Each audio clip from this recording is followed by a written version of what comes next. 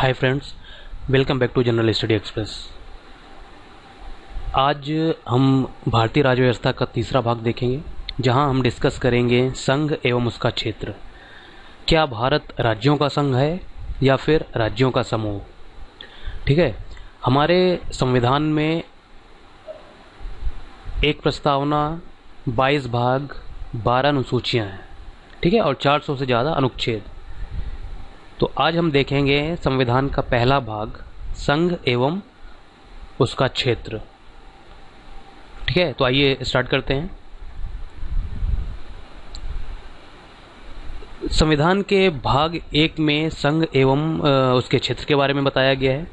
ठीक है, और यह है आपका अनुच्छेद 1 से लेकर अनुच्छेद 4 तक। ठीक है, अनुच्छेद 1 से 4 तक में भारत में जो भी संघ, भारत जो राज्यों का संघ है और उसके क्षेत्रों के बारे में बताया गया है। ठीक, अब अनुच्छेद 1 हमारा ये कहता है कि इंडिया अर्थात भारत राज्यों का संघ है, न कि राज्यों का समूह।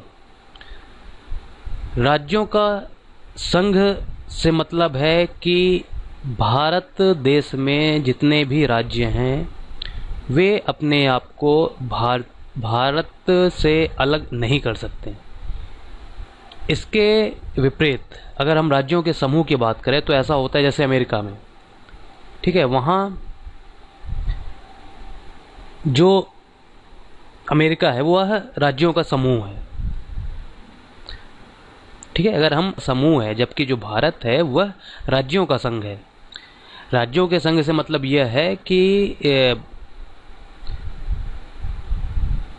यहाँ के राज्यों को, यहाँ के स्टेट्स को संघ से अलग होने का कोई अधिकार नहीं है। पूरा देश एक है और सिर्फ प्रशासनिक सुविधाओं के लिए यह देश बटा हुआ है। ठीक है, तो अनुच्छेद 1 के अनुसार इंडिया अर्थात भारत राज्यों का संघ है।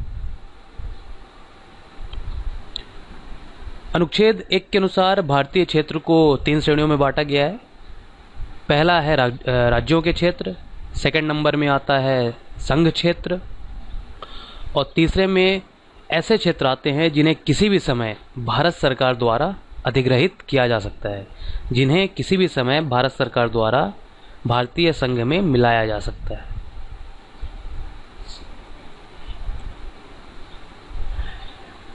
अनुच्छेद 2 के अनुसार उन राज्यों के प्रवेश तथा गठन से संबंधित है जो भारतीय संघ के हिस्से नहीं है। अनुच्छेद 2 यह कहता है हमारा, उन राज्यों का प्रवेश तथा गठन होगा जो भारतीय संघ के हिस्से नहीं है। ठीक है, तो अनुच्छेद 2 के अनुसार संसद को 2 शक्तियां मिली हैं। पहला, नए राज्य को भारत के संघ में शामिल करना, और दूसरा, नए राज्यों को गठन करने की शक्ति। कहने का मतलब ये है कि जो राज्य भारतीय संघ के हिस्से नहीं है, ठीक है, अगर हम बात करें जैसे कोई नया क्षेत्र हो ऐसा जो बांग्लादेश से लगा हुआ हो या बांग्लादेश का हिस्सा रहा हो, और उसे अगर भारत में या भारतीय संघ में शामिल करना हो, ठीक है, तो अनुच्छेद 2 के अनुसार उस राज्य का प्रवेश होगा या गठन होगा। अनुच्छेद 3 जो है उन राज्यों के गठन से संबंधित है जो भारतीय संघ के हिस्से हैं।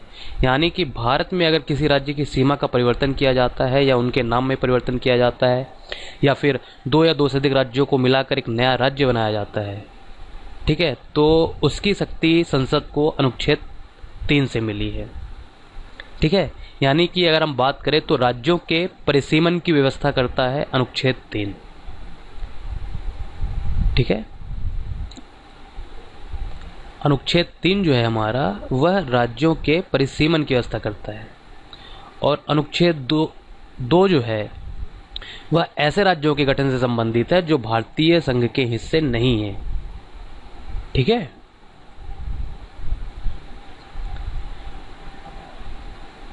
अनुच्छेद 4 हमारा ये कहता है कि अनुच्छेद 2 तथा अनुच्छेद 3 के अंतर्गत राज्यों के गठन को अनुच्छेद 368 के तहत संविधान संशोधन नहीं माना जाएगा। ठीक है, कहने का मतलब ये है कि ऐसे राज्यों के गठन या निर्माण से जो कि अनुच्छेद 2 या अनुच्छेद 3 के तहत हों, उन्हें एक सामान्य बहुमत से पारित किया जाएगा और ऐसे राज्यों का गठन संविधान संशोधन के तहत नहीं माना जाएगा।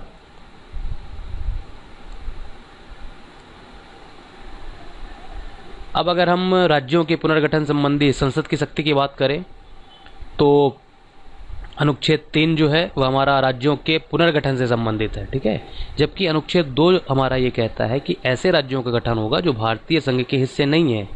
पर अनुच्छेद 3 हमारा ये कहता है कि राज्यों के पुनर्गठन मतलब किन्हीं दो राज्यों की सीमाओं को मिलाकर एक नया राज्य बनाना या फिर किसी एक राज्य से कुछ क्षेत्र को अलग कर एक नया राज्य बनाना, जैसे होता आया है अभी तक, ठीक है। तो अनुच्छेद 3 के अनुसार राज्यों का पुनर्गठन होगा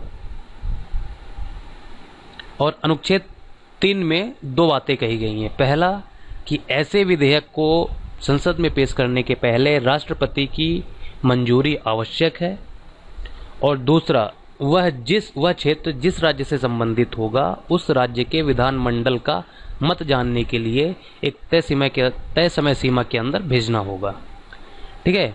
परंतु इसका मतलब यह नहीं है कि राज्य विधानमंडल का मत हाँ में ही होना चाहिए, ठीक है। संसद के पास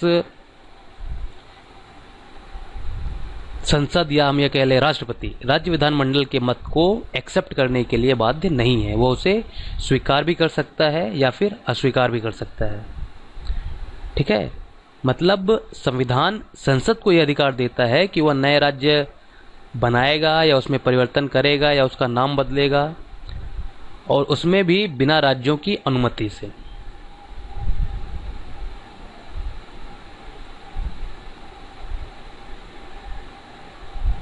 एक क्वेश्चन हमेशा उठा करता है कि क्या संसद को किसी राज्य के क्षेत्र को समाप्त कर किसी और देश को देने का अधिकार है? यह क्वेश्चन सबसे पहले एराइज हुआ था 1960 में बेरुवाड़ी संघ के मुद्दे पर, जब बेरुवाड़ी पश्चिम बंगाल का एक क्षेत्र था जिसे पाकिस्तान को देना था। तब पहली बार क्वेश्चन उठा था कि क्या संसद के पास वो शक्ति है कि वह भारतीय संघ के किसी भी राज्य किसी भी क्षेत्र को समाप्त कर कर किसी अन्य देश को दे दे? तो इसका जवाब होगा नहीं, संसद के पास ऐसी पावर नहीं है, ठीक है।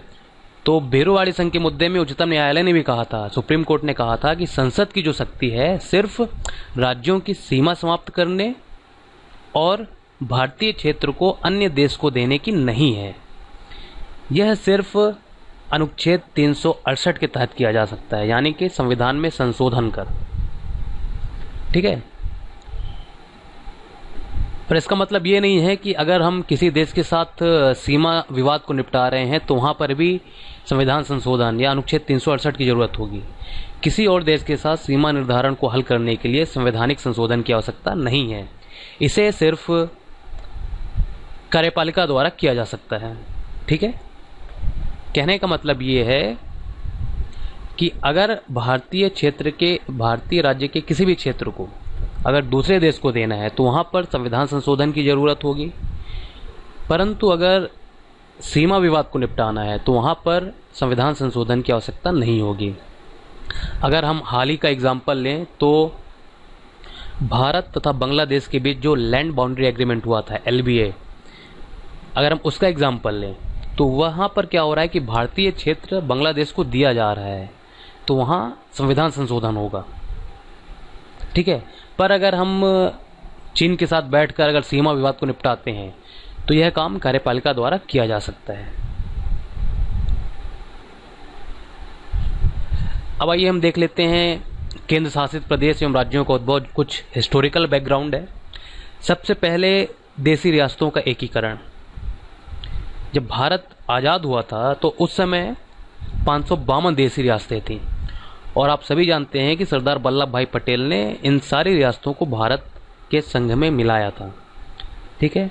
549 रियासतें ऐसी थी जो स्वेच्छा से शामिल हो गई थी और 3 रियासतें हैदराबाद, जूनागढ़ और कश्मीर को अलग अलग तरीकों से शामिल किया गया। हैदराबाद को पुलिस कार्यवाही के द्वारा, जूनागढ़ को जनमत के द्वारा और कश्मीर को विलय पत्र के द्वारा भारत में शामिल किया गया था। ठीक है।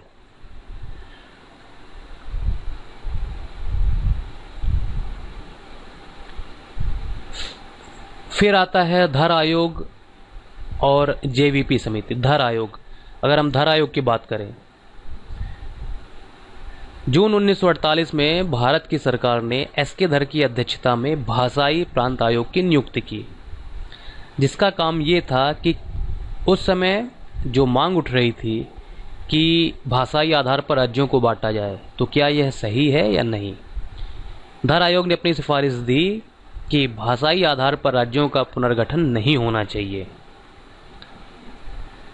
ठीक है। सबसे पहले भाषाई आधार पर राज्य की मांग उठी थी दक्षिण भारत से, मद्रास से। ठीक है। उन्होंने मांग की थी कि मद्रास से तेलुगु भाषा बोलने वाले क्षेत्र को अलग कर एक नया राज्य बनाया जाए, परंतु धर आयोग ने इसे मना कर दिया था। इसके बाद जो वहाँ पर प्रदर्शन हो रहे थे वो और तेज हो गए, जिसकी वजह से एक कांग्रेसी कार्यकर्ता पुट्टी श्रीरामुल्लू का निधन भी हुआ।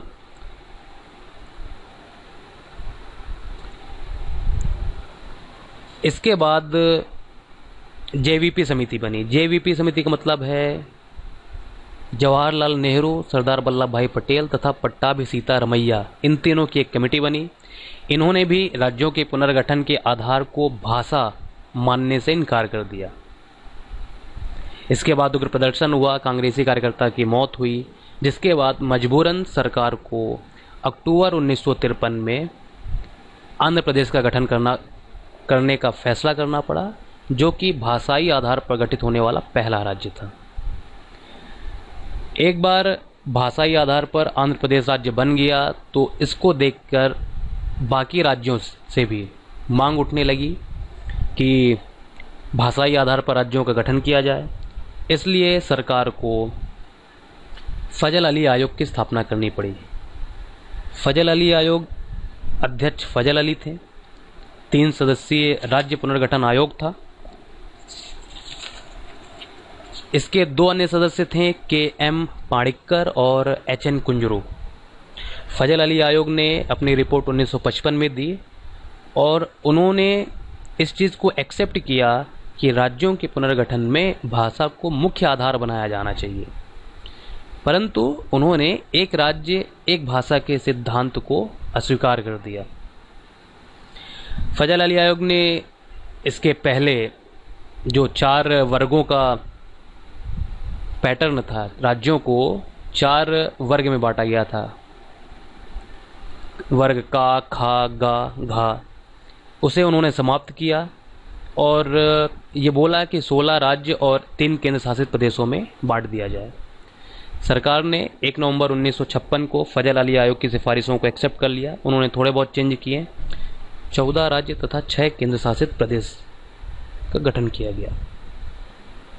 1 नवंबर 1956 को 14 राज्य और 6 केंद्र शासित प्रदेशों का गठन किया गया। 1956 के बाद बहुत से नए राज्य और संघ शासित प्रदेश बने, केंद्र शासित प्रदेश। सबसे पहले महाराष्ट्र और गुजरात 1960 में। बम्बई राज्य को 2 भागों में बांटा गया, मराठी बोलने वाले महाराष्ट्र और गुजराती बोलने वाले लोगों के लिए गुजरात। तो गुजरात भारतीय संघ का 15वां राज्य था। इसके बाद 1961 में दादरा एवं नगर हवेली, इसे केंद्र शासित प्रदेश में बदला गया। फिर 1962 में गोवा, दमन एवं दीव को, गोवा जिसे 1987 में राज्य का दर्जा दिया गया। सिमिलरली 1962 में पुडुचेरी, 1963 में नागालैंड, 1966 में हरियाणा तथा चंडीगढ़ पंजाब से अलग करके हिंदी बोलने वाले लोगों के लिए हरियाणा और पंजाबी बोलने वाले लोगों के लिए पंजाब।